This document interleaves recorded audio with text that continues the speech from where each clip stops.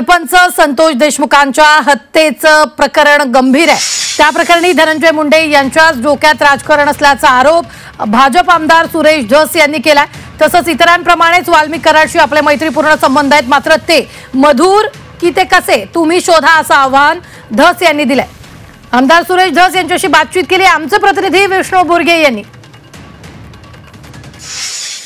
संतोष देशमुख हत्या प्रकरणामध्ये सगळ्यात आक्रमक पद्धतीने ज्यांनी मांडणी केली ते सुरेश धस माझ्यासोबत आहेत।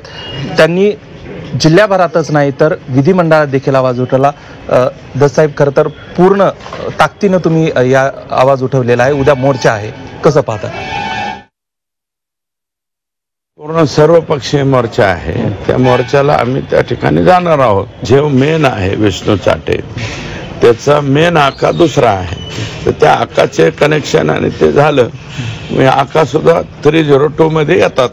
धनंजय मुंडे साहेब, राजकारण तुमच्या डोक्यात आहे। आता ह्या जिल्ह्यातल्या नाही महाराष्ट्रातल्या कोणत्याच माणसाच्या डोक्यात राजकारण नाहीये। अरे बाबा, आमचं लेकरू गेलंय, त्या लेकरावरती ही किती वाईट मारलंय, ते जे आरोपी आहेत ते अटक करायचे।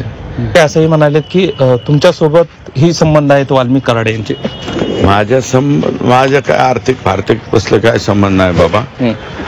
माझे संबंध म्हणजे मित्रत्वाचे संबंध आहे। धनंजय मुंडे साहेब, तुमचे माझे मित्रत्वाचे संबंध होते। संबंध म्हणजे सुमधुर संबंध, गुमधुर संबंध, अजून कोणते संबंध पाहिजे? विष्णू बुर्गे, 24 तास बीड।